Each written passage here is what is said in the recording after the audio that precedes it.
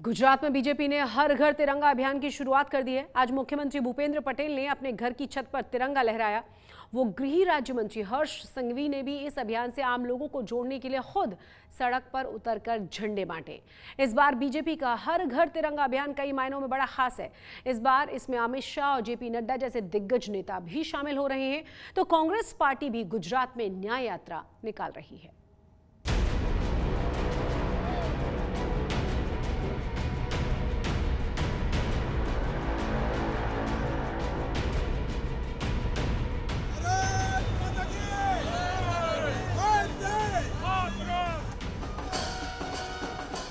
अपने घर की छत पर तिरंगा फहराकर कुछ इस तरह से मुख्यमंत्री भूपेंद्र पटेल ने गुजरात में हर घर तिरंगा अभियान का आगाज कर दिया।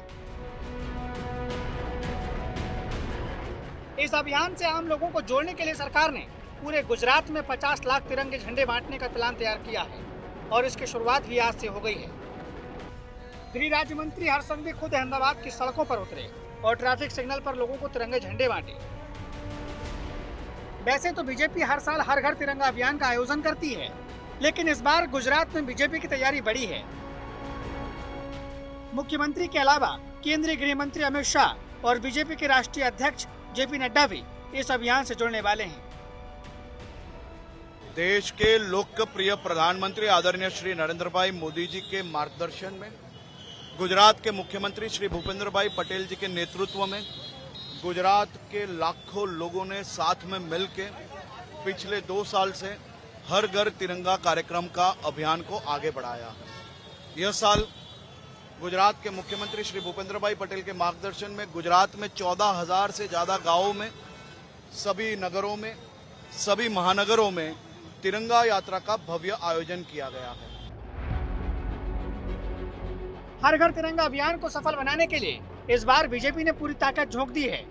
पूरे गुजरात को तिरंगामय करने के लिए मंत्रियों से लेकर बूथ लेवल के कार्यकर्ताओं तक को जिम्मेदारी सौंपी गई है। बीजेपी का हर घर तिरंगा अभियान 14 अगस्त तक चलेगा और इस दौरान राजकोट, अहमदाबाद, सूरत, बड़ोदरा में भव्य तिरंगा यात्राएं निकाली जाएंगी, जिसमें मुख्यमंत्री भूपेंद्र पटेल के साथ कई केंद्रीय मंत्री भी शामिल होंगे। गुजरात के मुख्यमंत्री ये सभी यात्राओं में जुड़ेंगे। राजकोट में केंद्र के चिकित्सा मंत्री श्री जेपी नड्डा जी भी हाजिर रहेंगे और सूरत में श्री CR पाटिल जी भी मुख्यमंत्री जी के साथ हाजिर रहेंगे। इस उत्सव को मनाने में गुजरात में कुल 50 लाख से ज़्यादा तिरंगा का वितरण होगा। 2200 से ज़्यादा सामाजिक एवं अलग अलग संस्थाओं द्वारा भी तिरंगा यात्रा का आयोजन किया गया है। ये सभी आयोजनों में बहुत ही बड़ी संख्या में युवा से लेकर वृद्ध सभी ये यात्रा में जुड़े, उसके लिए खास प्रयास किए गए हैं। इस अभियान का उद्देश्य लोगों में देशभक्ति की भावनाओं को मजबूत करना है, लेकिन इस बार बीजेपी के बड़े बड़े नेताओं की सक्रियता को देखते हुए माना जा रहा है कि हर घर तिरंगा अभियान के जरिए कांग्रेस की न्याय यात्रा को काउंटर करना चाहती है। यही वजह है कि बीजेपी नेताओं ने अभी से कांग्रेस की न्याय यात्रा पर हमले शुरू कर दिए हैं। ये कांग्रेस किस लिए न्याय यात्रा निकाल रही है? भारत में सबसे ज्यादा अन्याय करने वाले लोग, अन्याय की प्रकाष्ठा जिनके बारे में जानी जाती है, वो न्याय यात्रा का ढोंग कर रहे। अगर सचमुच न्याय यात्रा निकालनी है तो राहुल गांधी जी, दिल्ली के अंदर सिख विधवा कॉलोनी है, वहां जाइए ना। उन सिखों की विधवाओं की कॉलोनी है जिन सिखों के गलों में आपके कांग्रेस के कार्यकर्ताओं ने आपके पिताजी के निर्देशों पर जलते हुए टायर डाले थे। कांग्रेस पार्टी शुक्रवार से बीजेपी के खिलाफ 300 किलोमीटर की पदयात्रा शुरू करने वाली है, जिसमें राहुल और प्रियंका गांधी जैसे राष्ट्रीय नेता भी शामिल होंगे, जो गुजरात की जनता के बीच जाकर बीजेपी के खिलाफ मोर्चा खोलने की तैयारी कर रहे हैं। गुजरात में बीजेपी की तिरंगा यात्रा और कांग्रेस की न्याय यात्रा एक साथ निकाली जा रही है, जिससे साफ है कि आने वाले दिनों में गुजरात का सियासी तापमान और बढ़ेगा और वार पलटवार का दौर और तेज होगा। अहमदाबाद से अतुल तिवारी और ब्रजेश दोषी के साथ आज तक ब्यूरो। हर घर तिरंगा अभियान को लेकर बीजेपी के राष्ट्रीय महासचिव तरुण चुग ने आज तक से खास बातचीत की है। इसमें उन्होंने अपने अभियान के बारे में विस्तार से बताया है। साथ ही साथ तिरंगा यात्रा को लेकर उठ रहे तमाम सवालों के भी जवाब दिए हैं। हर साल की तरह भाजपा इस बार भी तिरंगा यात्रा और हर घर तिरंगा अभियान चला रही है। हमारे साथ भाजपा के राष्ट्रीय महासचिव और इस जो हर घर तिरंगा अभियान है उसके इंचार्ज तरुण चुग जी हैं, उनसे बात करते हैं। तरुण जी, ये अभियान भाजपा जो है देशभक्ति को लेकर और विभाजन विभीषिका दिवस भी मनाएगी, क्या रूपरेखा रहेगी, किस तरह से पूरे देश में ये कार्यक्रम होगा और गुजरात में भी? आदरणीय प्रधानमंत्री श्री नरेंद्र मोदी जी ने मन की बात के अंदर हर घर तिरंगे के कार्यक्रम का उद्घोष किया था, आह्वान किया था। उसको लेकर पार्टी के राष्ट्रीय अध्यक्ष श्री जेपी नड्डा ने एक पूरी योजना बनाई है, जिसके तहत भारतीय जनता पार्टी के युवा कार्यकर्ता 11, 12, 13 को पूरे देश में 10, 11, 12, 13 पूरे देश में तिरंगा यात्राएं निकालने वाले हैं। और गुजरात के अंदर इस विषय को लेकर हर एक मंडल तक यानी 500 से ज़्यादा तिरंगा यात्राएं निकलेंगी, जिसमें हाथ में राष्ट्रीय ध्वज लेकर देश के नौजवान सड़कों पर माँ भारती की जय, भारत माता की जय कहते हुए निकलेंगे। की बात करें, गुजरात में भी जो है वो यात्रा होगी, राष्ट्रीय अध्यक्ष के भी आने का कार्यक्रम हो रहा है, राष्ट्रीय नेता भी आएंगे, केंद्रीय मंत्री भी आएंगे। गुजरात में किस तरह से ये यात्रा होगी? और क्योंकि आपने भी मार्गदर्शन दिया है गुजरात के अंदर, और साथ ही 9 तारीख से जो है वो कांग्रेस भी न्याय यात्रा निकाल रही है गुजरात में, तो कांग्रेस के सामने ये काउंटर बीजेपी कर रही है, ऐसा भी एक परसेप्शन बना है। आप गलत कह रहे हैं। भाजपा तो कई वर्षों से तिरंगा यात्रा निकाल रही है और हर घर तिरंगे का तो शायद ये 5वां साल होगा। यहाँ पूरे गुजरात में जगह जगह पर भारतीय जनता पार्टी के कार्यकर्ता, युवा कार्यकर्ता तिरंगा यात्रा भी निकाल रहे हैं। लाखों की तादाद में सड़कों पर उतरकर अपने हाथ में अपना राष्ट्रीय ध्वज थामकर माँ भारती का जयकार करते हुए निकलेंगे। बात करने के लिए तो ये थे तरुण चुग, जिन्होंने साफ तौर पे कहा कि भाजपा हर साल ये कार्यक्रम करती है और राष्ट्रभक्ति और देशभक्ति का ये अभियान है और इसमें सभी युवा बड़ी तादाद में जुड़ेंगे। साथ ही कांग्रेस के न्याय यात्रा को कहा कि वो नाटक है, अगर न्याय दिलाना है तो सिखों को न्याय दिलाए, राहुल गांधी या फिर भोपाल त्रासदी के जो पीड़ित हैं उनको न्याय दिलाए, यही साफ बात उन्होंने कही है। गांधीनगर से कैमरामैन जीवन व्यास के साथ ब्रिजेश दोषी, आज तक। भारत सरकार की कोशिश है कि हर गरीब के सिर पर छत आ जाए। इसके लिए प्रधानमंत्री आवास योजना चलाई जा रही है, लेकिन कुछ नटवरलाल इस योजना के तहत भी घर दिलाने के नाम पर लोगों के साथ ठगी कर रहे हैं, गरीबों को निशाना बना रहे हैं। सूरत पुलिस ने एक ऐसे ही ठग को गिरफ्तार किया है जो गरीब परिवारों को घर दिलाने का लालच देता था। 12,60,000 रुपए वो अब तक ठग चुका है। देश के गरीब परिवारों को जिस प्रधानमंत्री आवास योजना के जरिए पक्का घर दिलाने का सपना पूरा किया जा रहा है, उस प्रधानमंत्री आवास योजना में आपने कई तरह के फर्जी बाड़े के बारे में सुना होगा। सरकार से पैसा लेकर अधिकारियों और ठेकेदारों के घोटाले की खबरें भी आपने देखी होगी। लेकिन अब इनसे मिलिए, ये है सूरत के रहने वाला नटवरलाल उपेंद्र उर्फ हरिओम जूरिया।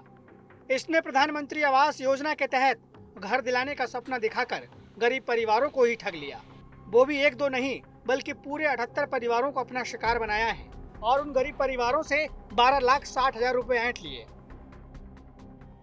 3500 ये लिया इसे, तो वो हमें इसको दिया, पर्चे पत्र हुआ। फिर इसके जो ऑफिस में आया, वो पर्चे पत्र हो के इसको मैं बोला दुकान का हिसाब से नीचे का रूम चाहिए, तो फिर बाकी पैसा लिया, 24,000 मेरा लिया दुकान का हिसाब से।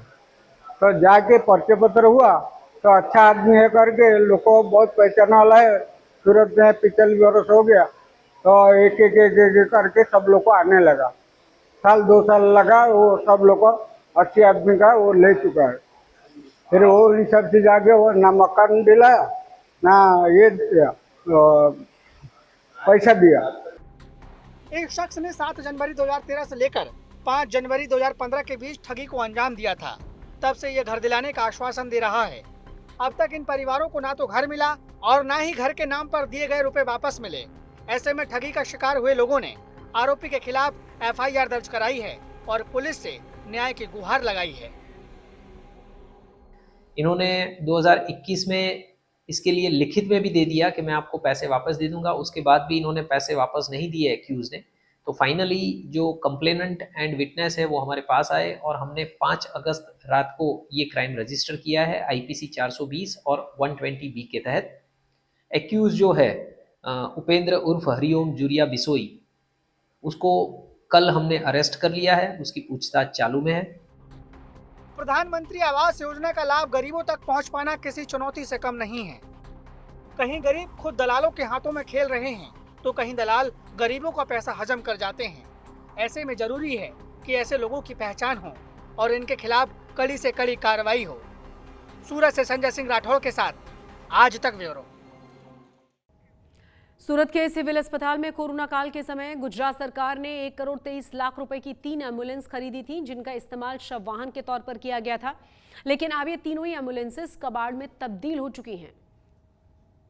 सरकार के पैसे का किस तरह से दुरुपयोग होता है, इसका एक जीता जागता उदाहरण सूरत शहर के नई सिविल अस्पताल, जो कि सरकारी अस्पताल है, वहां से सामने आया। हमारे पीछे आप जो देख रहे हैं, ये जो एम्बुलेंस हैं, जो गुजरात सरकार, भारत सरकार का जो गवर्नमेंट ऑफ गुजरात लिखा हुआ है, गुजरात सरकार की एम्बुलेंस, 108 एम्बुलेंस कहा जाता है इनको।